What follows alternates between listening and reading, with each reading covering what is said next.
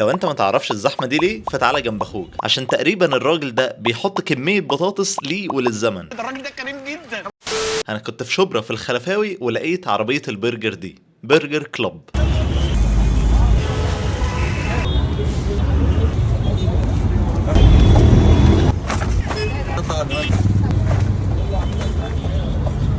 هي عربية كده ماشية بنفس النهج والترند بتاع الفترة اللي فاتت بتاع ريبابليك وحمزاوي والحاجات دي كلها، وهو البرجر اللي محشي جبنة موتزاريلا من جوه. بس بسم الله ما شاء الله الله اكبر، انا كنت على العربية دي قبل ما الكاشير يفتح، واحنا تقريبا كنا واقفين 15 واحد، ويا دوب طلبت الاوردر ورحت صليت المغرب ورجعت لقيت الزحمة المهولة دي. انا عامة اصلا ما كنتش اعرفهم، بس كنت في المنطقة بخلص مشوار كده وحد قال لي لازم تروح تجرب العربية بتاعة الخلفاوي، وقليلين قوي اللي يعرفوا انها اسمها برجر كلوب. الحلو في العربية دي بقى ان هم بيشوا البرجر على الفحم، وزي ما قلت لكم ان البرجرايه نفسها محشيه جبنه موتزاريلا. غير كده كميه البطاطس يا جماعه اللي بيحطوها هي كميه مهوله حرفيا. وانا عايز بس اهل شبرا والخلفاوي واللي جربوا العربيه دي قبل كده يكتبوا لي تحت في الكومنتات، هل دي كميه البطاطس العاديه اللي هم بيحطوها، ولا هم بس عشان لقوا حد بيصور؟ وانا لما رحت هناك وبصيت على المنيو كده كنت عامل حسابي ان انا هطلب واحد برجر لحمه والتاني فراخ، بس للاسف ما كانش فيه فراخ، فقلت خلاص انا هكتفي ان انا اطلب اكبر سندوتش لحمه عندهم وهو الورد. بيكون في ايه الورد ده بقى؟ الخضار والصوصات، موتزاريلا ستيكس وبيف بيكن، واكيد طبعا قطعه البرجر بتاعتهم. واللي منكم متابعني وشاف فيديوهات عربيات البرجر اللي انا عاملها قبل كده، انا واحد ما بيحبش الموتزاريلا ستيكس وطلبت منهم ان هم يشيلوها، بس قالوا لي ان هو الساندوتش بيطلع ستاندرد، فقلت لهم خلاص خلوها جنب الساندوتش. خلصوا الاوردر بقى واخدته وطلعت على قهوه عشان اكل الاوردر بمزاج. جبت كوبايه الشاي الاخضر، لبست الجلوفز واستعديت للمعركه. ابتديت اول حاجه بالبطاطس اللي زي ما قلت لكم كانت كميتها كبيره جدا، وعلى قد ما هي كانت كتير وتتبيلتها كانت حلوه جدا، بس هي كانت منديه جدا عشان خاطر هم كانوا حاطين كميه كبيره قوي مع بعض، فالبطاطس ما بتلحقش تتهوى وتمسك نفسها. بس تاني ارجع واقول ان كميه البطاطس الصراحه كانت حلوه قوي. دخلت بقى في الساندوتش نفسه، وزي ما قلت لكم انا كنت قايل له يسيب لي الموتزاريلا ستيكس جنب الساندوتش. دوت منهم واحده كده، واللي عامه توقعته لقيته، هي كانت متجمده كده شويه من جوه عشان خاطر برضه الزحمه وما بتكونش معموله فريش وكده، فبالنسبه لي ما بتكونش احسن حاجه. المهم نخش في الساندوتش نفسه بقى. زي ما قلت لكم ده ساندوتش وورد سعره 90 جنيه. كان عاجبني قوي ان هو كميه البيف بيكن اللي محطوطه جوه كانت حلوه، وبعد كمان لما اخدت اول قطمه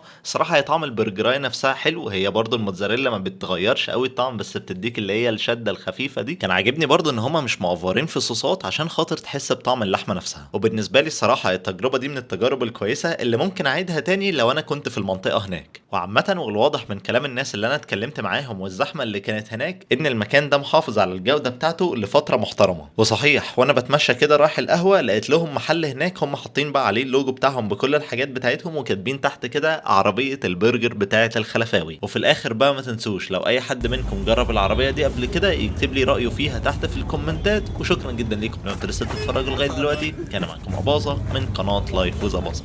سلام.